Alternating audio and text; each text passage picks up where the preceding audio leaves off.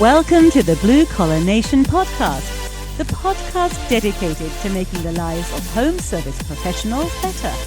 Now join Eric and Larry to talk about all things home service. Well, hello, everybody. This is Larry with the Blue Collar Nation podcast. And I'm here with the Admiral of Agenda, Mr. Eric Sprague. Eric, how in the world are you doing today?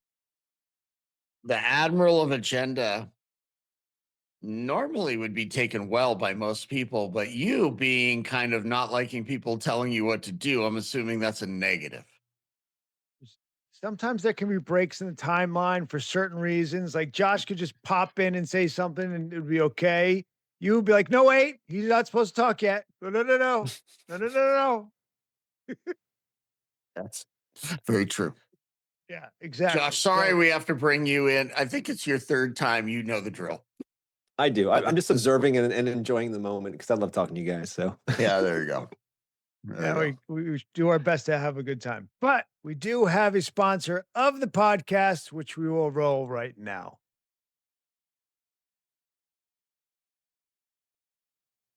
And we are good to go. So we were touching on the Admiral of Agenda and his composure during the podcast when Josh broke in so crazy like, but we want to do a formal introduction. We have Josh Gillow, who is a founder of yes.express and Master Plan Outdoor Living.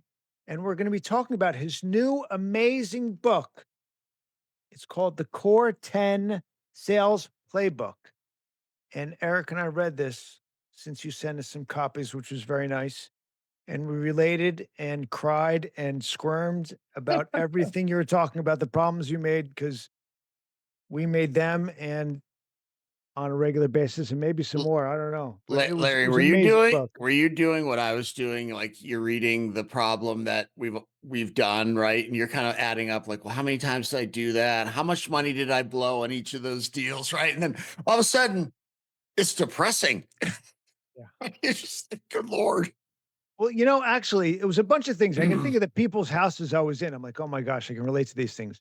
But then there was a bunch of things in there. I'm like, this is good. I got some great nuggets of things that I can implement. I took a whole bunch of notes, and there were notes for the podcast, but there were another sheet of notes for me to do when I'm selling so I can close more jobs. So thank you very much. You'll get a referral check when I start closing those jobs. I'll be looking for it. Yeah. Cool. Checks in the mail, Josh. Oh, I've heard that before. Yeah. Totally. Exactly. So anyway, it's a pleasure to have you today, Josh. Thank you, sir. Welcome. Thank you for the opportunity. Welcome back, my friend. Like I mentioned earlier, I think, have you been on 3 times, but with 3 different iterations of you? Basically, I mean, like we're constantly growing. The first time you had a partner, and then the next time you had just started Yes Express. Am I correct? Yep. Yeah. So I started Yes Express and had a friend that was helping me out with it, and then he went back to working on his company, and then I was solo for a while, and then decided to write a book, and now we're back. Yeah, well, we always love having you, man. You're always welcome here. So thanks for coming. Appreciate that. Thank you, sir. All right. It's an honor to be here, guys. It's an honor to be here and to serve and to share the message. So I'm excited.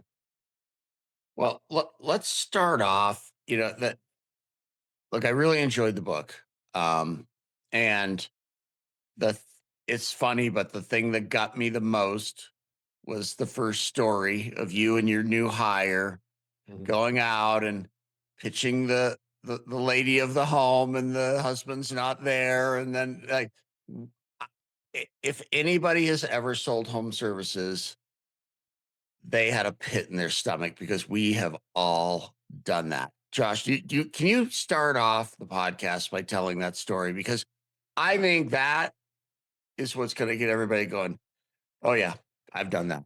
I've done that more than once. Yeah. Right. And so have I. That's the last time I would tolerate it anymore. So anyway, for the listeners, So I just hired a designer, right? And I've been doing design for the company. I've been the owner for, at that point, just about 10 years, right? And So I was like, all right, I got this designer with me now. I'm going to go show him how we close projects, right? I mean, like I got him here. We're going to go down and this was a layup because this was a referral from a client that was right next door to them. And they just spent over $200,000 with us. So I figured like this is going to be easy. They've already talked about those things. I didn't pre-qualify. I'm just like, they're a referral. We don't got to do any of that. I don't want to piss them off or push them away. So I said, all right, I'm just going to go down. So I'm like, Joseph, jump in the truck. He's like, all right. I said, well, I'm going to show you how this is done. So we drive down and we're talking about everything. And we get there, we get to the house, and she's already in the backyard when we get there, which I've learned is not a great thing. But anyway, I saw her in the back. I'm like, sweet, take the bait. Let's go. So we went out to the backyard and we sat there for a good hour plus, just talking about everything. They had a deck in their place, but they wanted to put a pool in and make it more connective and more private and more beautiful and more of a luxury resort style feel. And so we sat there painting pictures in the air. Like basically, we can do this and we can do that, and it would be this and be that. Everybody was excited about it. I said, this is a slam dunk. And what I wasn't paying attention to was the fact that her husband wasn't around. I was excited to talk to one person. So I went out, we had that conversation. And at the end, I was like, all right, so the next steps for us is to do a design. That is a $3,000 design deposit for that next step.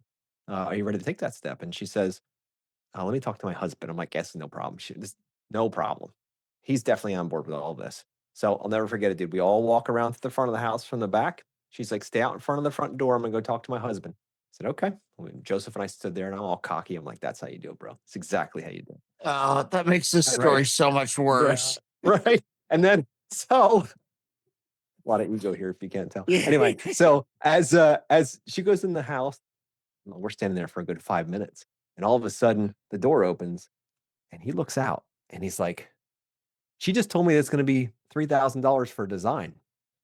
And I said, yep, that's the next step. He's like, I don't pay for design, and close the door. And I was like, that's how what you do just it. Happened? That was, I'm like, what just happened? It literally I just couldn't slammed believe the it. door in your face. Yep. We don't pay for design. Shut the door. He's I'm done. like, okay. And I look at Joseph. He looks at me. I'm like, I don't know what to say, dude. I'm like a word that's broken in the middle of a battle. Like I just got hit with an arrow. I'm just like, oh boy. All right. So then the wife popped back out. She's like, sorry about that.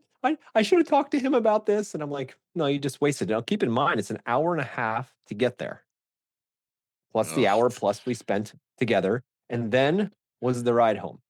And I'm sitting in the truck. I don't think we said a word to each other.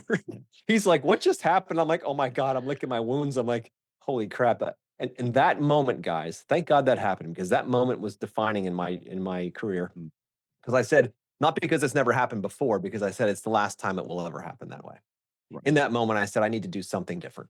I need to learn how to better qualify my customers so that never happens again. Not just to me and my ego, but to our time, because that's our most precious asset is our time, right?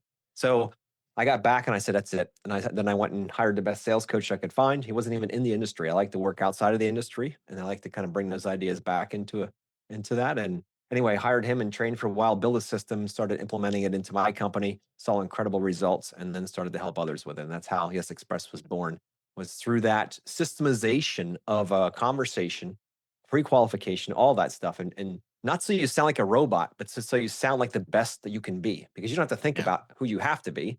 You just know that you got to ask this question before this one. You'd never reverse them because the result won't be good. And it's not predictable that way. So creating that process is what saved our company, doubled our revenue. And I'm like, maybe there's something else out there. So I started reaching other guys. I'm like, hey, why don't you try this? And I started training them, and they started seeing incredible results too. And I'm like, we're onto something here.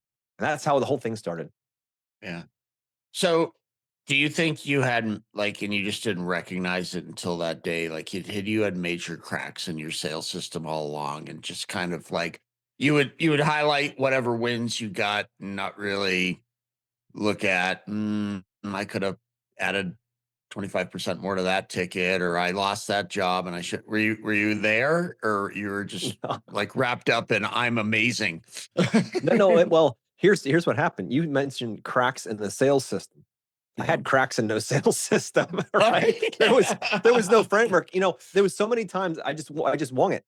My father never taught me how to sell. Sure. My grandfather didn't. Like I didn't get that. I got my EIN number and I got a kick in the butt by the IRS and says, go make money and pay me. Yeah. Like they never sent me how to run a business or how to communicate or how to sell or how to listen, for that matter. So when it happened, it was like, all right, well, it sounds like to me we need to start building some systems. I see that that's what guys that are really scaling and growing, they're the ones that you can build systems. And what I found is you can get to about $1 million in revenue in our world before systems become essential. Like you're not going to go further than that.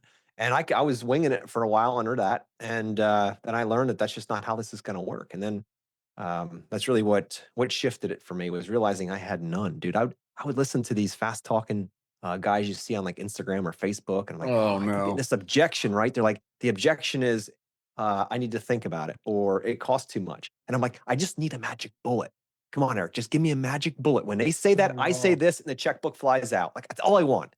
So I would train on those things in my own time. I'd be like, I'd be ready to go for an objection. I would say it, nothing would happen. I'd be like, are you serious? I thought I had the magic bullet. And what I didn't realize is I had no process whatsoever. Once I instituted the process, I didn't even run into those objections anymore, because we put those Well, because fires you've out answered before they all the, became what's anything. an objection? An objection's a question that's unanswered, right? Everybody takes it as like verbal warfare, but Mhm. often it's not. It's just we haven't done a good enough job of adding value to the point where they're like, the only question is, yes, I'm going to go, and when can you start? Yeah. Look, I've lived that. I,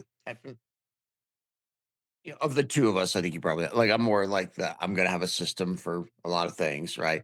And I learned the hard way, just like you, like Mhm. going out and getting my butt kicked and doing sales call after sales call. But like, I really started dialing in and doing it the same way, saying the same things, having the same 5 stories. And my goal was always to, without, alienating them, giving them as much information and asking as many questions through my sales process where there's nothing left for them to say. I'm going to take that off the table, hopefully. Yep. And I'm assuming that's how you feel about the whole process as well. It is. Oh, So many contractors, what they want to do is they want to come in and put on a performance. That's what I used to do. Yeah, Put me on a too. performance. I had to be the guy that talked the most, that was the smartest in the room, because it was the me show, right? That's what they hired me for. That was my mindset. That was my thought process, where I come out and if I'm not speaking, I'm not adding value. And if I'm not adding value, they're not going to hire me. What I didn't realize, it's the absolute opposite of that. It's about leading with great questions and letting them talk most of the time, right? So that's what I learned along the process. And eventually, when you have a process, you can start getting predictability. And it's so many when we're training teams now, it's kind of like they're like, oh, I'm afraid I'm gonna sound like a robot, or I'm not gonna be me. I'm like, well, being you gives you a 25 to 30% close rate. Well, if you want to be working on, Don't be you. three out of 10, that's great. But you enhanced, or you amplified, Yeah. you with a system, you could be doing 50, 60, 75+% closing rate. Exactly like you, but you just understand the framework, like an operating system, on how it works. Once you understand the basic human behavior, next thing you know, it's like, wow, I missed that my whole life. Look how much I've left on that table. It's crazy. You what know I what I think think is it is? really cool. Oh, go ahead. Go ahead, Larry. I'm sorry. Is that you were going through having all this pain and this pain. You finally had that worst pain. You're like, I need to stop and make a system and Yep. put this into a specific process, because it's the matter of pain. And everybody has these pains. They don't stop and create a system and say, stop and think. Because as entrepreneurs, we're just running and running and running. And just like you were saying, for so long. Yep. But that biggest pain just hurts so much. And now, because everybody can see what's working and what isn't working. And especially if you read the book, you're going to have all these great directions to go in. But you have to have enough pain to be like kicked in the butt enough times, like you did when you drove out to this house. Mhm. Well, I think too, look, there's an element of psychology and showmanship to this. Larry and I were running around selling carpet cleaning at 4 times the price of our average competitor. And because we had become very good with a sales system that put on a great show and addressed client concerns, they didn't care what they were being charged. They Mhm. wanted that. They knew it was more money. They're okay Mhm. with it, right? So, Josh, that leads me to a question. You mentioned nearing the beginning of the book, I don't remember exactly what chapter, that, most contractors' mentalities, whatever trade they're in, is like, I have the best equipment and I have the best van and I'm Mhm. I'm the best at turning a wrench and I'm all this. Yep. And Yep. the reality is the client doesn't value that as much as they think that's the baseline for the Mhm. client, right? That's what they figure everybody in your industry can do. So what's the separator? How do we change that mindset? Because it sounds like you had to change that mindset. That was yours. It certainly was mine and Larry's.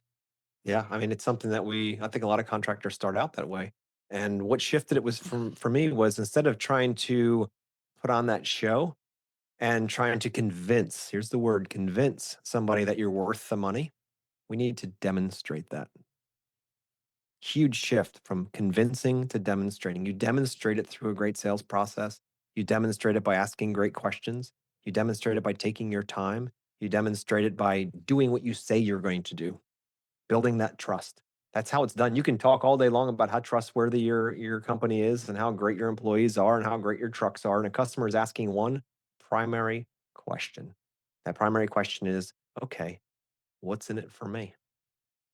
Why would I They don't choose care you? about us. They care No, about it's what's in it for themselves. me. And they're like, Yeah. so if I choose, Eric and Larry to do this, they might cost more money, but based on what they've told me so far, it sounds like all my worries are taken away and that they're expunged. So if they've already taken care of once they clean up, they're going to move the furniture back exactly where it was going to be. If they ding any of the baseboards, they're going to fix those. Like I'm just making stuff up now. But they're going through every single You're thing hitting that the they're nail on the worried head. about. Yeah. Right. And the next thing you know, they're like, well, wait a minute here. There's less uncertainty. There's less risk spending a little bit more money.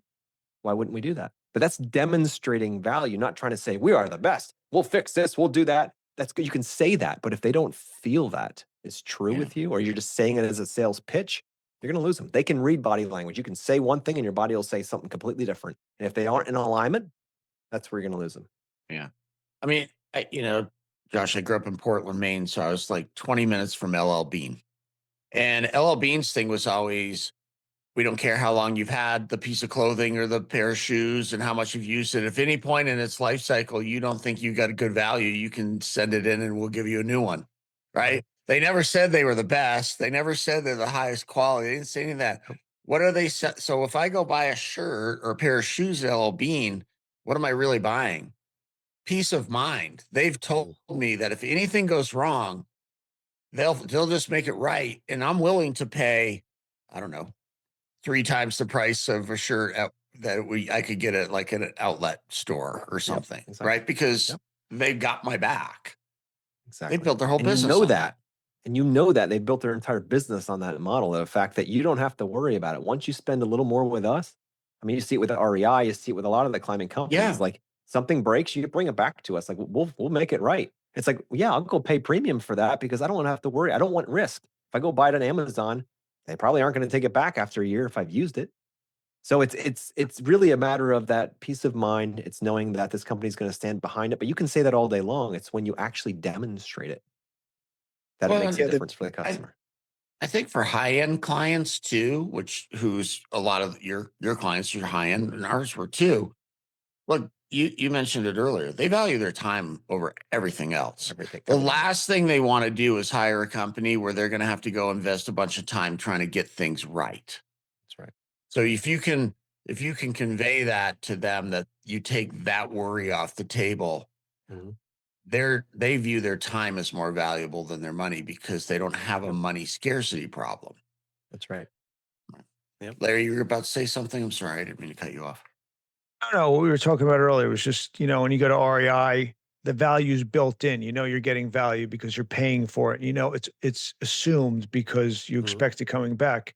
And it's the same thing when we go out on these sales calls. We're building value as we're asking the questions. We're building value in who we are in the sales process. And that's what you were talking about in the book. And I was like, this is great stuff that you're hitting on. So, yeah, no, this is wonderful. So, Josh, the name of the book is The Core 10 Sales Playbook. Yeah. We might not have time to go through all 10, but can you start walking us through like at least some of the 10 things and what they are and how most of us are doing it incorrectly? I get, what we can do to be better. 100%. Yeah. So the Core 10 came out of years of training in the industry, training guys in the industry and seeing these fundamental sales mistakes being made or not being aware of them having any awareness at all. And I know I didn't either when I first started. So as I'm training like higher level guys, they didn't have the foundation. And I'm teaching them the foundations to set up for the higher levels. And I'm like, we need the foundation first. So that's why I wrote this book. This is the foundation. This is the starting point. That's why it starts off by saying this is your football, right? This is your opportunity to say we're going back to the basics, because when you can master the basic fundamentals, everything else above it becomes better. But if you're trying to learn how to drive a Formula One race car and you've never been in an Audi before, like, you've never driven a car on the road before, it's like you just run into things. So we have to make sure they have the basic skills first.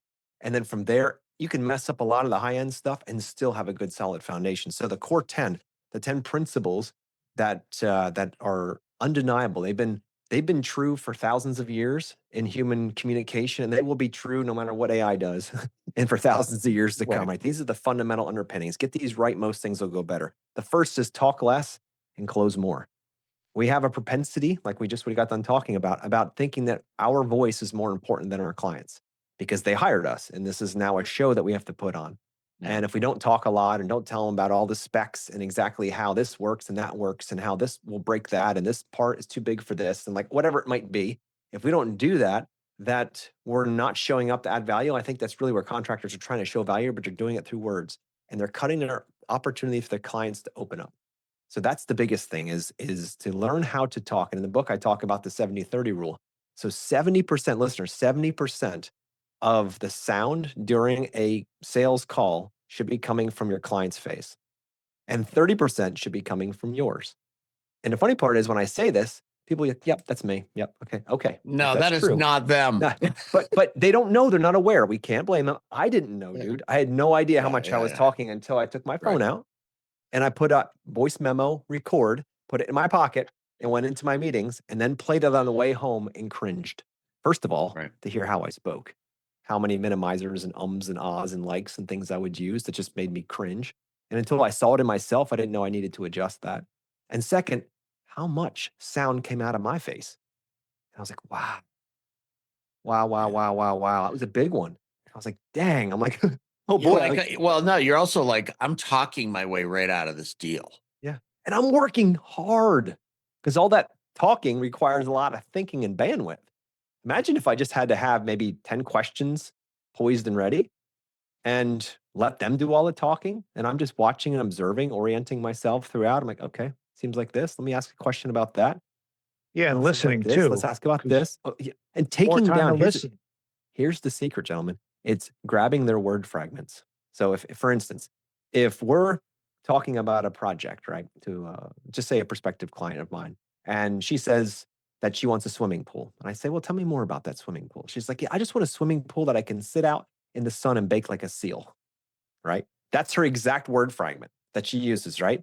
And I say, okay, no problem. And then from there on in the design phase and the proposal, I said, here's your swimming pool. Here's your swimming pool. Here's your swimming pool. She's like, okay, it's a pool. It's a pool. And that's what everybody else is going to give her a proposal that says swimming pool on it. But when your proposal and your design conversation is more like this, hey, Mrs. Jones, we designed this pool to make sure you could bake out there like a seal in the hot sun. Right there's your spot right there, right next to that pool. Did I get it right? And she's gonna be like, holy crap, that's exactly what I wanted. You can see me in the plan. Like I'm baking like a seal. Now everybody else could do that too. Everybody else's pool, she can bake in the hot sun like a seal. But you know what? Yours represents that because you just wired, neurally associated those two things together and used her word fragments to describe what she wants. And if you become a good listener, you can start grabbing those word fragments all over the place and start building little phrases. And then you can feed them back to the customer. And when you do that, that's not manipulation, that's good listening. Yeah. Really good. Listen to their words, capture fragments, and utilize them in your proposals. We have a whole section of the book that we talk about the so that equation. So, for instance, we could say something like, hey, Mrs. Jones, we positioned this new swimming pool in exactly this direction, this orientation, so that you can bake out in the sun like a seal. And like, wait a minute here. Talking her language. Right. And all of a sudden she's like, wow, this guy gets me. And this pool, I can bake like a seal. The other ones were identical. Doesn't matter. The fact you said it ups your level and also allows you to charge premium, which you should be anyway. Yeah. You have to make sure you say first step. Bake like a seal and not like look like a seal. That's true. You got to get the words right. Up. You got to be really careful. This is a very good point, Larry. So listeners, make sure you're very diligent at getting the right words. But being an active listener, we call it a sales detective. If you watch any kind of crime show and you see a detective in there, do you think he's the one talking the most? No, Not usually, never. right? He's usually And, the one and that's listening and watching. and when you talk too much, you give away your power Mm, that's too, true too. right? Because Yep. you just are like going and going and going and going, and they're just like, this guy's talking a ton and has really nothing to say. Yeah. I think people are more intrigued by if you listen more and speak less, and it's super hard to do that, especially when Yep. you're the expert in the room on a subject. Exactly. Yeah. And Well, you're right. In order to control what we call controlling the frame, this is never about controlling people. This is about controlling the conversation because leaders do that. Clients come to you because they're stuck. They want something that they can't do on their own for the most part, or don't want to do on their own, and they need somebody to take them from uncertainty where they are to certainty where they want to go. And so, when it comes to the definition of closing, in the book we have this idea of closing. The word closing can make some people's hair on their Sure. arms stand up. Just like, I hate that word. It's like you're closing a door, you're shutting down a relationship. I offer an option for the listeners to consider as a new version of what that word means, a new definition. And that is closing the gap between where they are and where they want to go. Closing is the beautiful process you take your client through your sales process that gets them from where they are to where they want to go, from uncertainty to certainty. We call it the gap. So it's get a plan. What is our plan to get them from uncertainty to certainty, from risk to no risk? And your closing, your sales process is the beautiful bridge that gets them there. That's what we're solving for here, is to get them there. And the person who can do that most personalized and listens the best is the one who often is the one that wins the project or wins the opportunity. Now, it's not always. Some people are just price shoppers. That happens. And if you find yourself up against them, you got to change your marketing because you're getting the wrong people in the front door. Yeah. Well, that leads me to my next point or question is you talked, I mean, really the story that we opened with you going to that is you didn't do a great job pre-qualifying the buyer, right? I mean, didn't do any. Well, yeah, I know. But yeah, okay, I was being kind, bro. I know. But the thing is that I think a lot of us just blow past this step. And look, we all know the feeling. We just got a phone call and payroll's due and the van payments are due, and I haven't been that busy lately, and I'm just kind of glad somebody called me. But that doesn't mean we still shouldn't pre-qualify, does it? Nope. We should pre-qualify every single lead. And my mission, and the reason why I wrote this book, my mission is called Mission 75. You see it in the book. And it's this idea that my goal in my lifetime is to help our industry to get to a 75+% close rate. And the way we do that is by systemizing how we communicate with people, and not in a way that you sound like a robot, but so you can be the very best version of yourself and preserve your time. When we think about the average close rate in the landscape, hardscape, outdoor living world, it's about 25 to 30%. I think that's pretty flexible, or similar, I should say, across a lot of contractors. I don't have all those stats. I don't have. Yeah, I think it depends on the size of ticket. I think probably like HVAC, bigger ticket stuff, that doesn't sound unreasonable. So sure. So, but you figure if you go out to 10 leads a week, let's say, and you bring in 3 back, that's on a good day, right? 3 back a week, then that means 7 of them were wasted time. And when you start calculating an hour to drive out there, because you got to stop and get something to eat and do whatever you're going to do, say an hour to get out there, then let's just say an hour to meet with the client, then it's an hour back home. So there's 3 hours of traffic. Then you got to put a proposal together. Maybe that's 30 minutes, maybe it's an hour. Let's just keep it simple and call it an hour. That's 4 hours times 7. Yes, I mean 4 hours is a half of a day. Right there, you're at 10% of your week. So then take that times 7. Yeah, times 7. 28 That's significant. hours. Yeah. 28 hours. And then contractors say, I don't have any time. That's what I used to say. I'm totally blitzed out, man. I am so overwhelmed and stressed out. I have no time to do anything. I have no time to work on the trucks. I have no time to be with my family. I have no time to do anything because this job is eating me. This business is killing me. And it's because this is one of the biggest blind spots in contracting, is the time we waste with people who can never say yes to us because we don't spend just a little bit more time in the beginning to qualify them. If you take another 5, 10, 15 minutes to qualify them on the phone in the office before you go out, you will have a much, much higher probability of getting a yes when you get out there than a false yes. I'll get back to you. That's the system that you're putting together. You're doing these things. You're in a system. You don't have time because you don't have systems to do the things that you're talking about. Once you create these systems, it's so valuable. That's why I was Yeah. loving this, because the system is in your book, and that's what you're saying. It's a Mhm. playbook with your systems to make things happen. Yeah. Well, I appreciate that, Larry. Another Uh, thing that, sorry, go ahead. No, no, no. Go ahead. Go ahead. Well, Well, real quick, Josh, I was going to say that Larry and I talk about this in our company. We talk about with our team all the time. When we're running around like a chicken with our head cut off, doing 28 hours of bidding mhm. a week, we're mistaking activity for accomplishment. Yes, We we are. feel the endorphin rush of I'm on the run, I'm doing it, like I have this Hmm. busy business. And it's like, yeah, but you have an ineffective business. You're Yeah. spending 3/4 of your week wasting your time. That's And exactly right, and that's very prevalent. It's almost a virus within the contracting world because a lot. I used to do this too. I'm not throwing rocks in a glass house me here because too. I was doing this, man. It was like I confused busyness with success.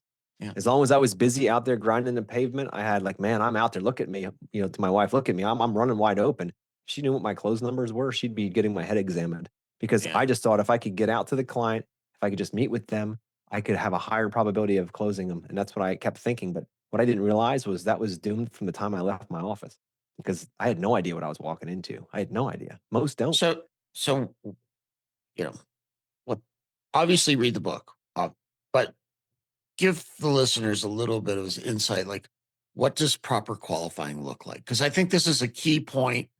Yeah. If people took almost nothing else out of this book, to me, when I was reading it, I'm like, this is the thing that most people are jacking up.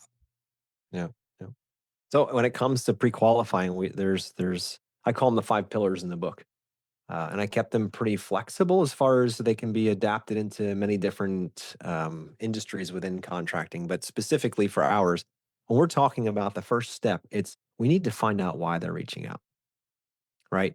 For some, it's really simple. I got a tree that fell in my house. Okay, I need a tree off my house. Pretty simple. But when it comes to higher ticket want type sales, like I want a new patio, I want new swimming pool, I want new carpets in my house, whatever it might be, it's not just the physical thing that they're after. There's an emotional driver behind that. We call it the driving force. It's a driving force because, for instance, with the carpets, maybe it's they're embarrassed by them. They're like, wow, these things are old, they're nasty, they smell bad. Or maybe they're just, it reminds them of their grandmother and they don't want that anymore. Or they got to a point in their life where they have extra money and they want to make it look the way they want it to look.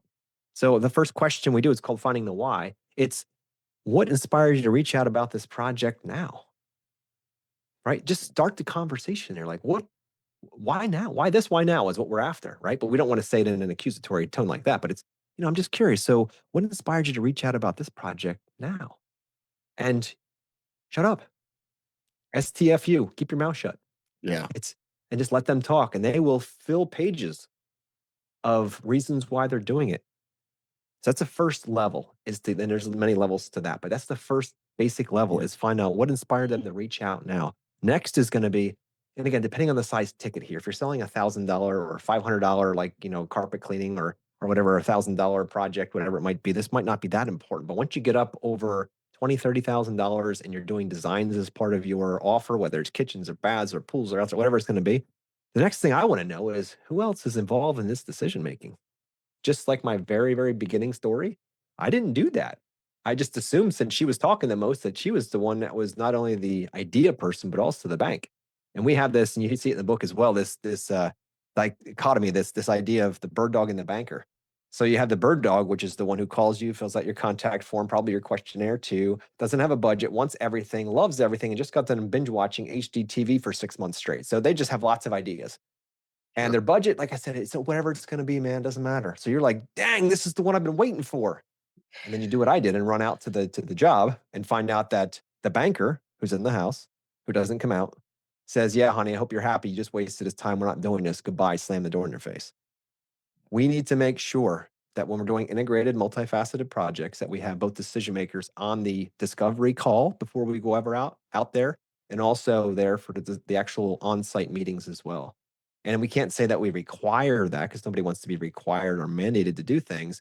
But we can say something like, we find we get the very best results when both you and your husband join us here for our discovery meeting and also for our discovery call because I want to make sure that your both your fingerprints are all over this design and this final um, solution that we come up with. I'd hate for you at the end that somebody to walk out there and be like, man, I don't even like this. I didn't get my pizza oven, or I didn't get my this, or I didn't get my that. So by having both people involved, we can eliminate that. Does that work for you? Because it's so often, if the goal here is like, no, both you and your husband got to be on this call, they're like, yeah, kiss my butt. I'm not doing that. Right. But having both decision makers gives you a much clearer idea. So that question would be, is there anyone else involved in making this decision?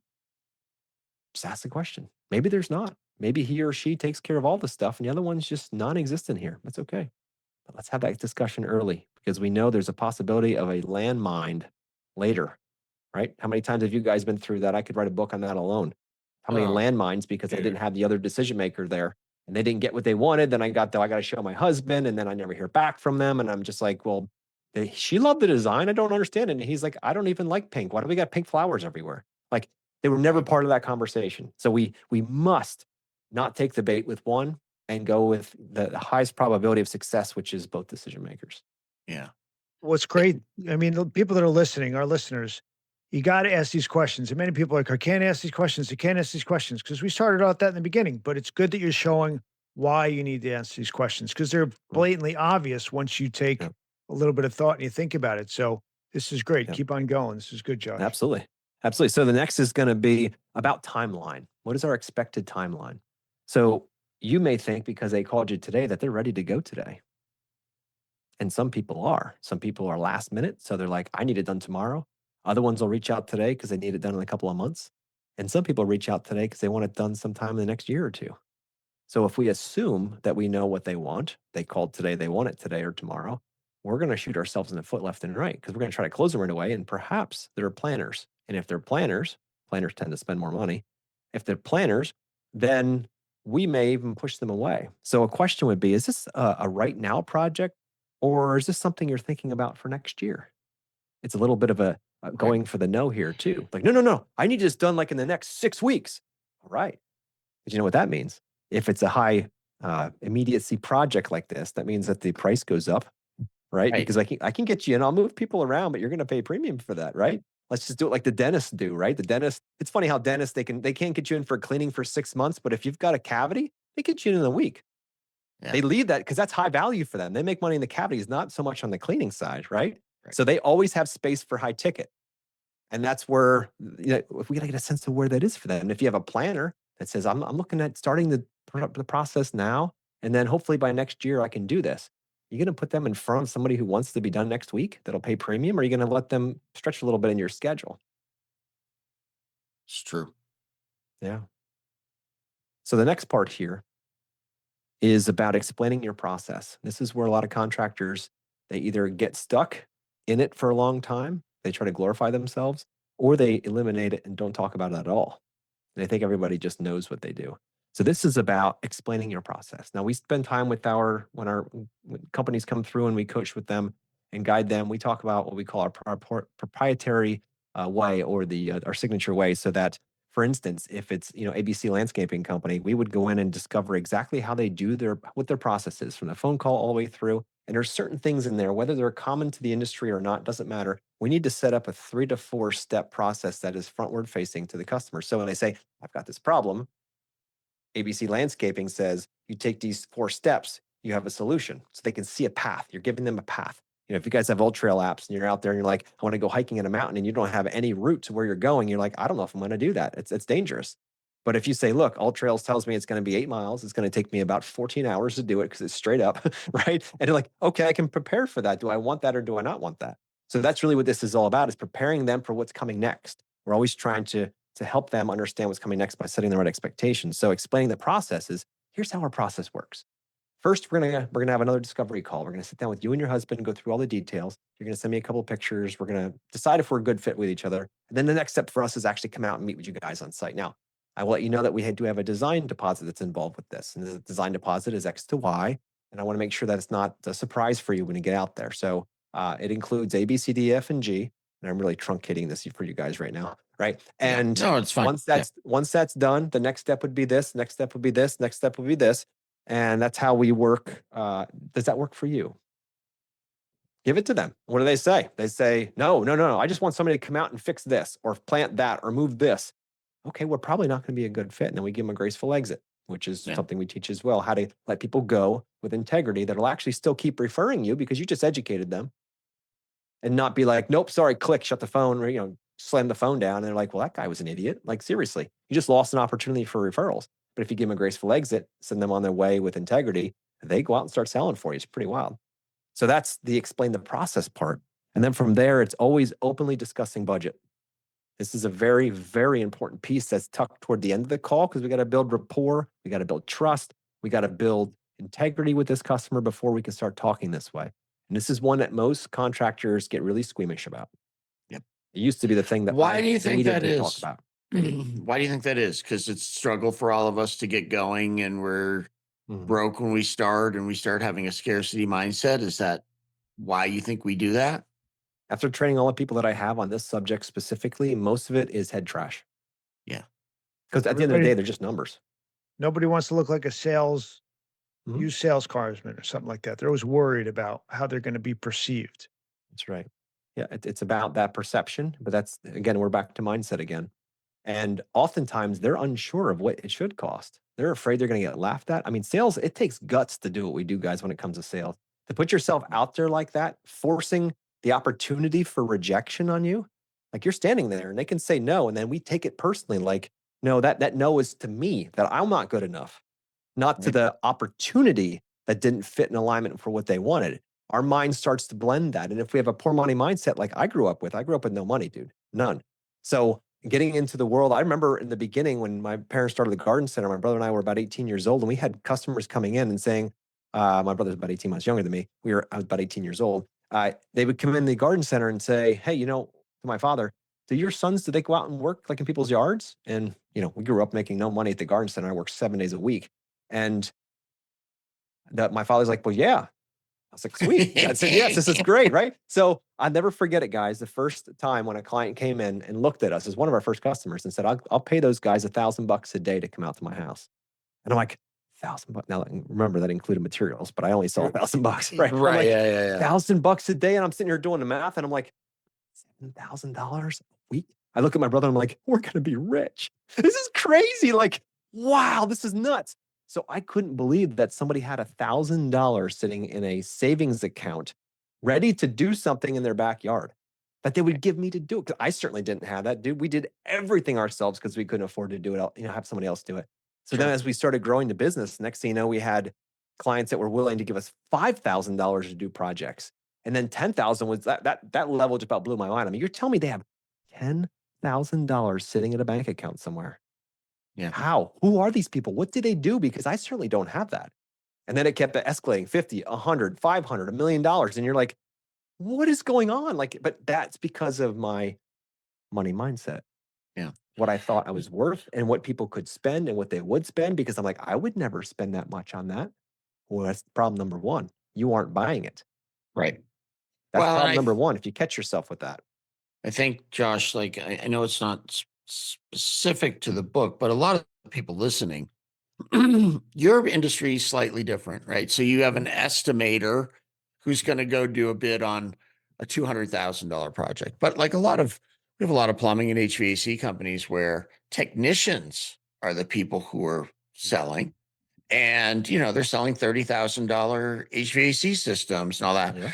and not only are they selling, but they're doing the work. And look, a lot of people, most people in the trades come from pretty humble beginnings. Yeah. How do they get past the scarcity mindset and fear over money? Like, what is the best way? Like, it's a system, right? I mean, it's just having them plug the system in. Well, so much of it is understanding what you're worth and that your personal worth is nothing to do with what you're charging when it comes to like if somebody says no to it. Now, I see guys all the time when they're bidding projects, they say they run their numbers through their software and it comes out to be $31,814. They're like, I wouldn't spend that much for that. I don't know, maybe 25,000. I'm fear. I'm afraid that if I tell a client that they're going to laugh at me or that they're going to say no. So I need to drop my number because a lower number is better always, right? And so we go through that whole conversation in our head. Are we really worth that? Like, seriously, dude, like, wow, I wonder what others are charging. Is it right? Am I supposed to be higher? Is it supposed to be lower? So again, we're all back to what we think this value should be. And the software told us, right, exactly what it is. If you've got your budget in there and you've got all your stuff, you know exactly what this thing should cost. But there's a pushback inside. So we have to, first and foremost, what we have to do is to dial it back and say, why are we feeling this? Where does this come from? This is the deeper work. This isn't some surface thing that I can tell you, here's a quick question you can ask, and you're just going to eliminate it out of your life, because this is deep wired in us. Because it's not about money at the end of the day, because money is just an idea. Money is just an idea, an exchange of value. You can exchange chickens for things. You can exchange rice for things. Money just happens to be something that everybody will take in exchange for something. So the question is, why is it so hard to charge what you're worth? And that's a question everyone has to ask for themselves and be honest Yeah. with themselves. Yeah. There's no straight answer to that. It's more a matter of being careful that you're not wiring what you're charging to what you think you're worth. The Right. numbers are the numbers. Yeah. Okay. Cool. All right. What's the next thing we got to do? So the last then is to talk through the budget, right? It's to make Yep. sure you get that. And here's what often happens. Contractors absolutely love to tell people how much things cost. They're in a hurry. They're like, you know what, like the HVAC system. You know what, Mrs. Jones, everything you're talking about here, put a mini split there, move it over here. We're gonna put the thing there. We're gonna connect there, all that kind of stuff. It's gonna cost you 30 grand, right? And the client's like, okay, Because all they hear is the price. They don't. yeah, There's no value add to that conversation. right.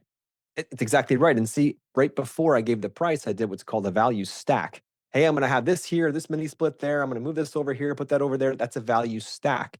And when you're conscious of your fact that you're doing that, we can adjust that value stack to answer that question in her head, which is, what's in it for me? When Right. we adjust that and we tune that in and we do it purposefully, now all of a sudden we become invaluable, meaning that you become priceless because you understand what her fears are, and every one of your value stacks that you've already set up, that you've already rehearsed, and you know exactly how it works, and you boom, boom, boom, you know exactly how to do the pre-frame, the present, the post-frame, and a tie down, how to present your price.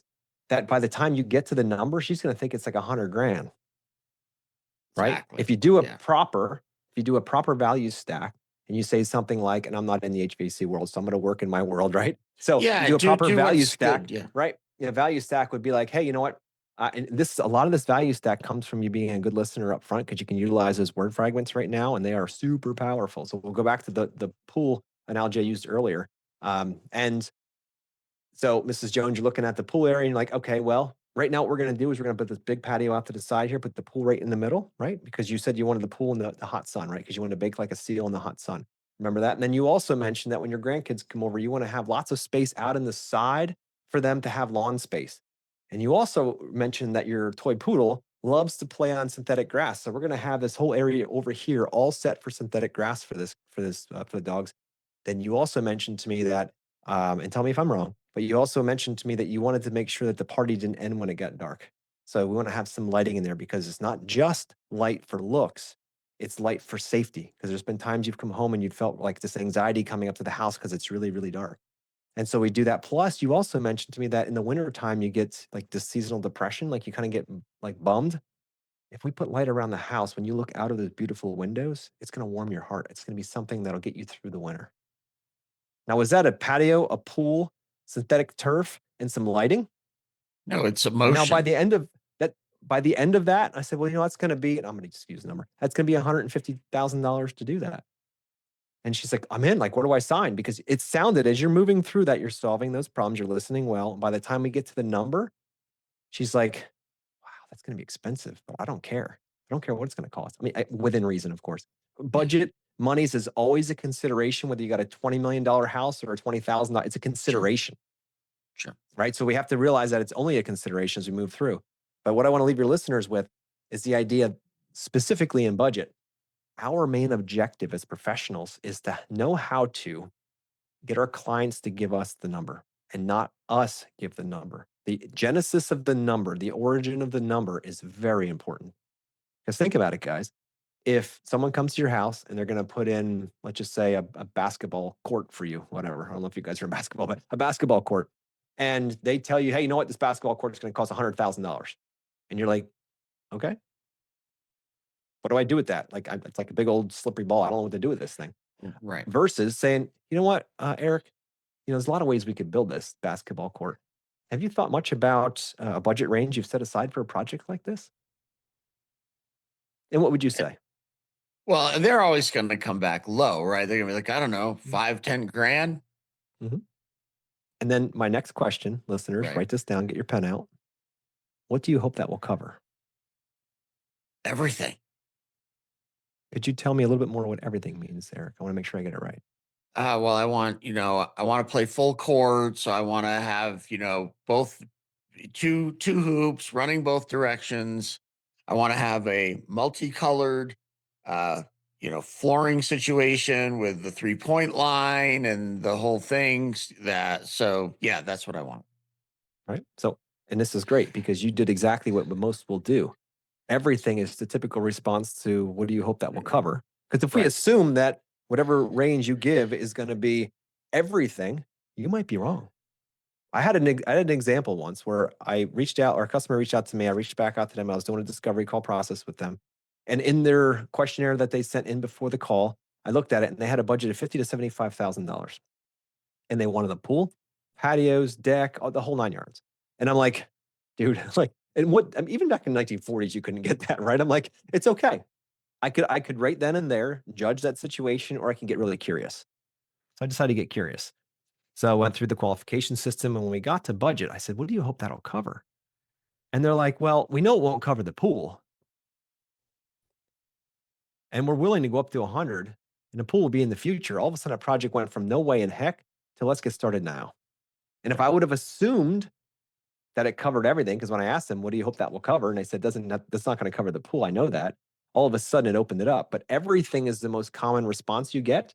And then you have to be coiled and ready for the next question, which is going to be, well, can you tell me a little bit more about what everything is so I can get that right? Yeah. And then you're going to go into showing me your cards. And then I can sit here with my little notepad, taking notes and be like, all right, well, you mentioned that you wanted that basketball court with 2 basketball hoops on either side. I'm not a basketball guy, so just bear with me here, right? Yeah. That 3-point line, a whole deal, like all laid out. You want it to be made out of this material. Are you guys open to learning what those things typically cost? The answer is always Sure. yes. Yeah. And then you get the opportunity to divulge that, but you've already given a number first. Yeah. And then we'll get a decision right then and there whether that customer wants to move forward with that, or if that original budget that they gave, that really low budget, is all they got, and that's okay. Then we give them a graceful exit. Yeah. And we're doing, guys, everything we've talked about so far, we haven't left our office yet. My feet are still up on the ottoman. I haven't driven anywhere. I have about 15 minutes into this relationship right now, and we already know all this stuff. And then I can make a decision whether this is worthy of our time to invest to go out and meet with this customer. They're getting what they want at the consultation. They're getting it ahead of time. They get it faster this way. Now, what's good is to get a couple of pictures of the site if you can for this call, so that you can be looking at real-time stuff. Yeah. That's helpful. Love it. Yeah, because oh gosh, I look back, Josh, of how many hours of my life I wasted driving around Los Angeles to do bids for people who didn't even deserve to have a bid. You know what I mean? Like, the Walmart shoppers were Nordstrom pricing and we didn't ask, and we show up. How do you feel about people who email a bid? Good question. Because this is my pet peeve. Okay. So do you want me to go first, or you want me to listen to your pet peeve first? Whatever is better for you. Okay. I'm a man that's curious, so I'd love to hear your pet peeve first. Okay. My pet peeve is if I go and take the time, energy, let's say I haven't, most contractors that are listening, like most people aren't qualifying as much as we just talked about, right? So I'm going to go to a bid. I have a client who's like, you say qualifying as much as we've talked about. We've asked 5 questions, guys. Yeah, well, yes, keep going. What I'm saying is we've asked none other than what time can you meet, right? So we're at the you got a checkbook, you got a pulse. I'm on my way. No, but so let's, because this is typical of a lot of, especially my coaching clients. They'll go to a house in a neighborhood that they work in, right demographic, and they'll go spend an hour with that person, walk through the whole job, build social capital, put on a show, the whole 9 yards, right? and let's say it's an electrical contractor or an HVAC guy, and they have to to actually put the pricing together would take them 20 or 30 minutes. Okay. Yeah. Mhm. They go, they want to go home. It's the end of the day, and they Sure. go, Mrs. Jones, I'll mail you over the proposal. Right. Okay. To me, you might as well have never gone, right? Because as soon as I leave, I am now a commodity. I am no longer, Mhm. you know, this person She's that they like, disappointed because she wanted to know how much it was going to cost. it's She not was even going that, through the Larry. process too. Unless I'm the lowest price, as soon as I leave, I've given all my power away because now I'm not the lowest price, and I could have put on an awesome show, but then I email a price that's, let's say, 30% higher than everybody else who's giving a bid. All they're looking at now is 4 sheets of paper and a price. Mhm. I could, if I had said, hey, can I go to the van? I've got a printer out there. If I could have 20 minutes to work up an estimate for you, would you mind if I ring the doorbell and come back in and I can present that to you in person so that I can answer any questions? My chance of getting that job is so much higher to me if Mhm. I stay on site. Yet I have contractor after contractor after contractor, and they insist on leaving and emailing the bid because I feel they either fear rejection face to face, Mhm. so it's easier to Yep. throw a bid, or they just want to go home. And we all know we all suck at paperwork, so it takes a week to get it back. And now Mhm. by that point, I'm just a price, and my closing percentage is going to be super low. Yep. That's my rant, Josh. Like that's my Okay, I pet love it. peeve. It's good. So much of this is down to expectations. It's an entire one of the core 10, right? It's setting expectations. The path to profit or loss is paved in expectations. So if you're not a man or woman of your word and you say you're going to be there at 3 and you're not there at 3, you already broke trust. If you're there 5 minutes early and you do each time you're always there, you become dependable. That builds trust, right? So when it comes to numbers, it is the clients are solving for three things in the very beginning. Can I even afford this? So what's it going to cost me? Right. That's a big one. So they're having you out to figure that out so they can look at it and figure that out themselves. Next is who's going to be here at my house? Who's going to build it? Who's going to install it? Right. And do I trust this person? And then what's it going to look like or how's it going to function? Right. So those are the things that they're solving for. Is it going to be comfortable? Is it going to make my life easier or more difficult? Am I going to be happier in my house or less happy in my house? So it's the people, it's the thing, and it's the cost. So if we can solve for all those things on our discovery call first, we get a rough range of budget. They're good with that. Say that HVAC system. Yeah, you're probably $35,000 for what we're talking about here. Now I haven't seen it yet, but this is what these things typically go. Is that a range you're looking to work in? Yeah, that sounds good. That sounds about right where we want to be. Okay, cool. Let's come out and take a look. Assuming they didn't give you a number ahead of time. But as long as you're within a line, good. Let's go out and meet with that customer. But if they're, got a $5,000 to $10,000 budget when they answer that question, then why are we even out there? So that's the first of all. So those are the three questions they're answering for. If we can solve those three on the phone before we go out, what's the likelihood of that person becoming not just a customer, but a raving fan? Way higher. Way higher. Way Exactly. higher. So when it Yeah. comes to emailing bids, here's my recommendation for any student that I work with is like, look, when you send a bid, a proposal out into the ether through the internet. It lands on your desk and you never know where that customer is at. 99% of what you just got done talking to them about for the last hour is out of their mind within 3 minutes, right? You have less than 6 hours of staying power in their brain and they're on to something else if they even remember your name after that. So when it comes to emailing a bid, here's my suggestion to everybody out there. There's Zoom, which is the software we're using right now, and then there's Loom, right? Yep. Loom starts with an L. Loom is like this, but you can voice over things. So here's my suggestion, guys, and you can send me 10% of your whatever you make above what you made last year for this, right? You shoot a Loom video explaining your proposal. Hey, Mrs. Jones, it was great meeting with you today. Your little bubble in the corner at the bottom. If you're not that technically savvy or you don't like the way you look, shut the bubble off. Your voice is more important than anything here. Hey guys, look, I just want to go over top this proposal with you. I want to go line by line and see if you have any questions. I just want to explain what we've done here. Here, we're going to put in this unit here. We chose this unit because this is the one we looked at when we were together, blah, blah, all the way down through. Remember, you wanted to have easy controls on your iPhone so you can turn your house off or on when you're gone on vacation because you travel a lot and you want to make sure the area where the dogs are is cooler than the area the rest of the house, like all that kind of stuff, right? All those notes you took, but you voice it and you go through the whole proposal with them, just like you're sitting at the kitchen table with them, but you do it this way. Then you send it out to them. And then you set a thing and say, all right, well, You send it over to them the next morning. You say, all right, guys, I sent over the proposal. Not just like, hey, let me know if you have any questions. Like that's the opposite. Let me know if you have any questions about it. That's the standard follow-up, number one No step, right? value. No value whatsoever. We have to be thinking about follow-up, not as pesking people, but as serving them, as loving on them, right? This is a service that we're doing, not some kind of thing that they're going to be really pissed off about or mad about. If we can get, again, we're back to mindset again. If we can shift that dynamic in our head and see this being a value play and not a pesky play, all of a sudden we'll want to do it again, right? So then we would send out some type of either an email or a voicemail. You can even, here's another, this is next level. That's why I teach my upper guys. I'm like, look, take your phone, pop it on, little video, and be like, hey, Mrs. Jones, it was so great to meet with you. Last night I sent over a proposal for you. I know you may have some questions. You want to talk to your husband, but I'm here to help you. I want to help you win. So how does that sound to you? Boom, send it out to them. Also, they got a video of you and your face talking to them, speaking to them about their project after they got a loom. This all took you about 7 minutes. Right. No, I have now no all of a issue with that. I just have an issue with just throwing out a bid and hoping they call me. Yeah, exactly. But it's how much you put into it, because the customer will feel your intentions.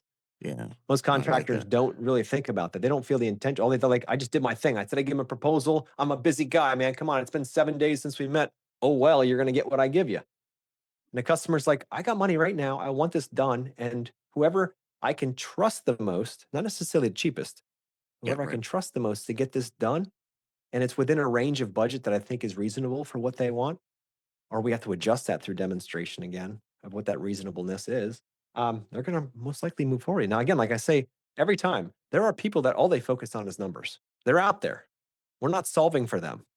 Those are the ones that the guys lowest in the brackets, they service those guys. And next thing you know, they're out of business. Well, and those guys are always the worst clients ever. Yeah. Because it's so transactional. There's no emotion to it. It's just money.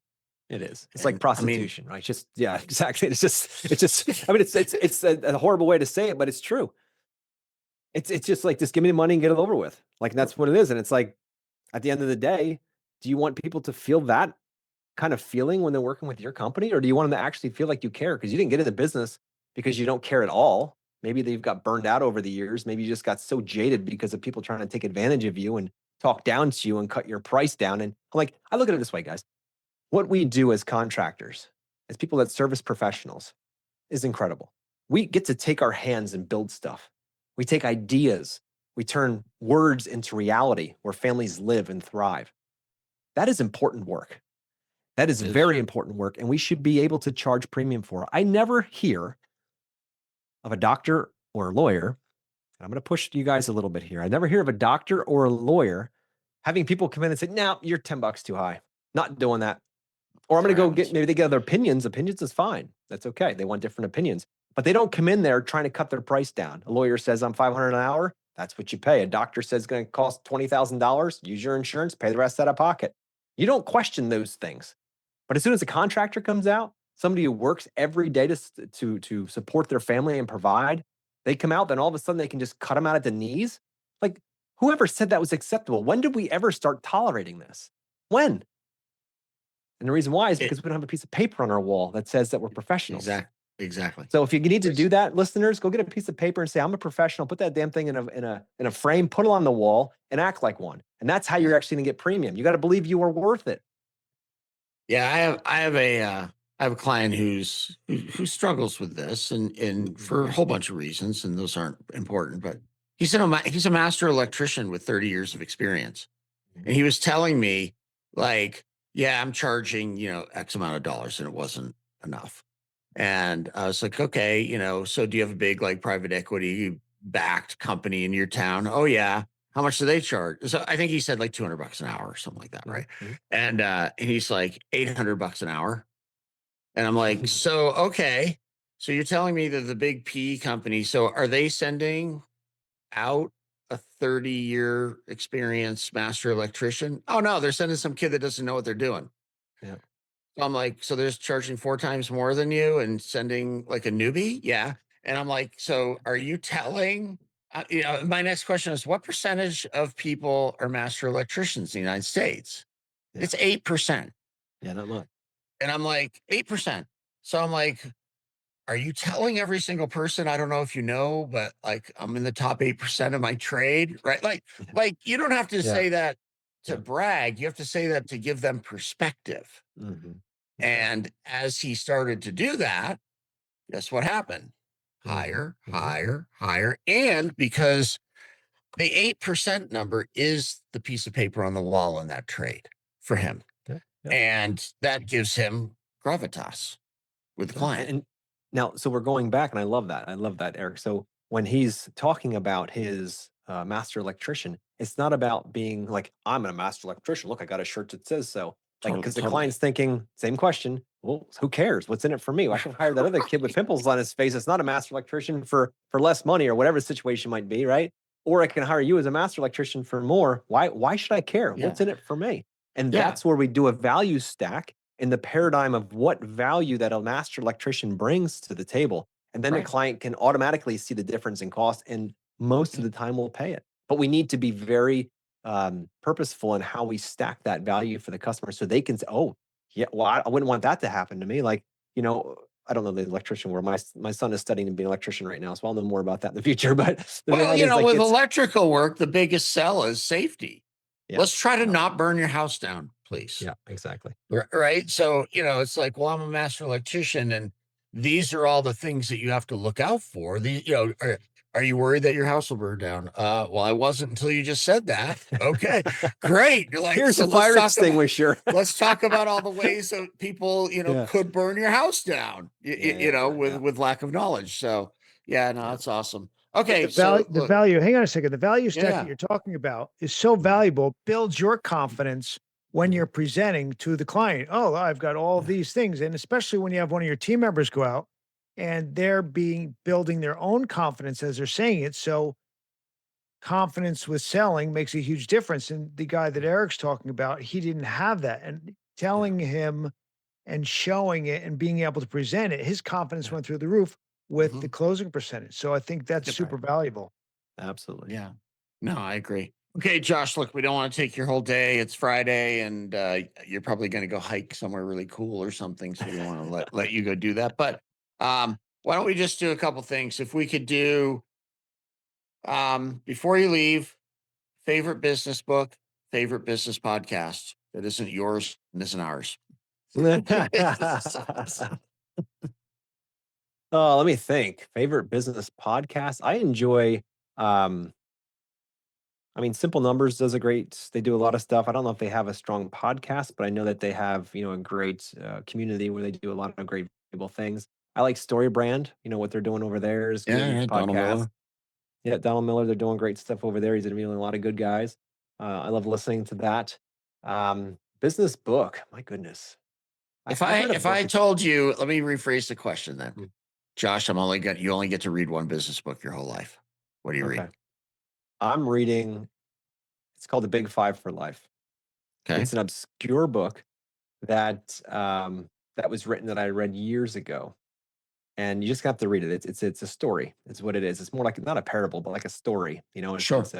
It really lays out this idea of your PFE, which is your purpose for existence, like deciding like why am I here, and then your big five for life, five things that you really want to accomplish in your life, and then you Mm. share that with everybody, business partners, associates, friends, Sure. customers, and in that, others start to connect with those things. I have a friend that he did this, and then he was at with a client meeting, and next thing you know, he wanted to become a pilot, like he wanted to fly small planes, and he showed him his card, and he flipped it over, and he's like, "Holy crap, you want to fly planes?"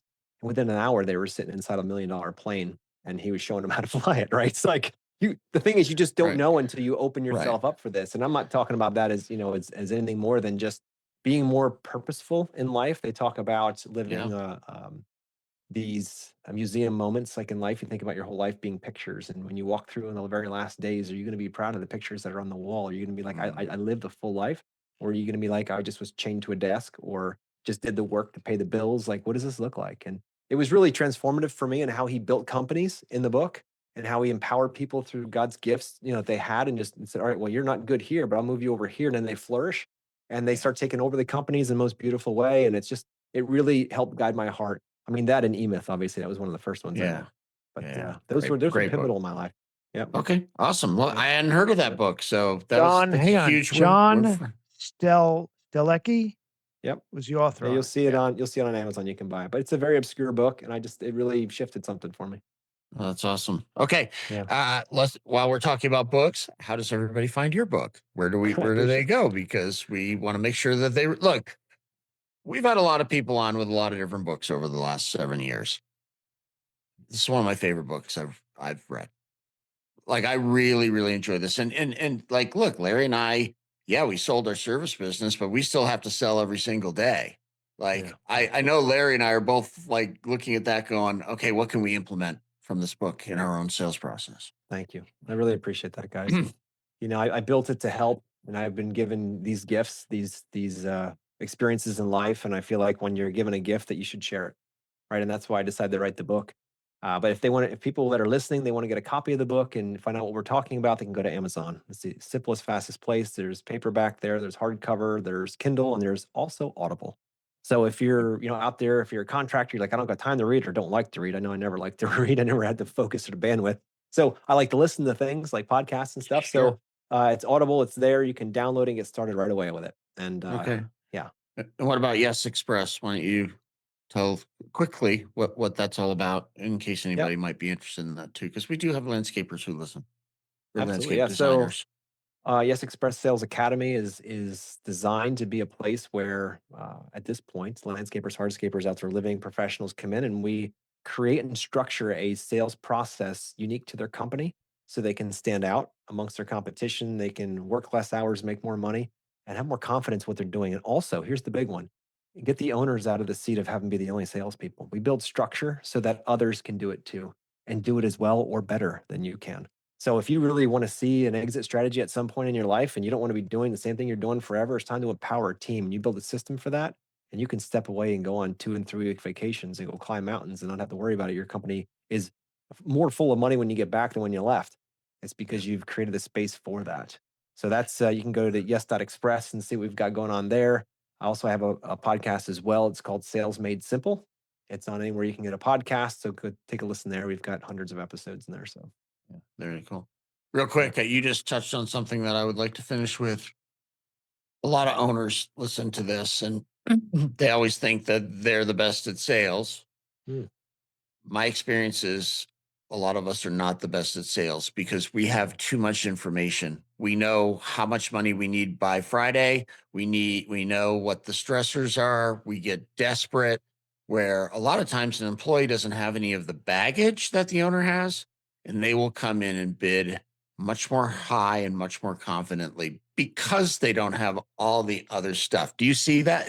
Are you in agreement with that scenario? I am 100%, because Yeah. they're in it for a slightly different reason. You see, as the owner, you're going to see all the bills, all the weight, all the stuff, to your point, that you got to pay. Yeah, So then you're yeah. like, well, if they got to drop the price, but I really, like, you're doing all the math in your head, trying to ninja this thing Totally. together, right? Right. And at the other guy that just knows, I need to sell it for this margin, does that. There might be a little wiggle room, or maybe there isn't. And they just sell it or they don't sell it. Like, they don't have any of that baggage because they just don't know. And Yeah. that's what makes them more powerful and more capable, because they don't have all the weight of running everything else, or knowing what that one project might mean to everything else. So they go out with a much more pure mentality, and they come back like, you sold it for that much? Good job. Right? Right. Yeah, that's what I mean. Yeah, exactly. Yeah. Oh, it's the best. All right. Well, thank you, man. I appreciate you coming on. Larry, I'll let you take off the end of the show here. Josh, thanks, man. Appreciate that. Always a Absolutely. pleasure. I appreciate the opportunity, Josh, sir. it's a Thank you. pleasure, my friend. Tons of gold nuggets you left for everybody. It was great. Everybody go out and get the book. You're going to totally be pleased with it, just like Eric and I were. And it's been a pleasure, my friend. We'll see you on the next time we have a podcast. We have some more fun together. All right. Thanks, Thank you, Josh. sir. Thank you for listening to the Blue Collar Nation podcast. For more information about Eric and Larry and Supertech University, please visit us at supertechu.com. That is supertechu.com.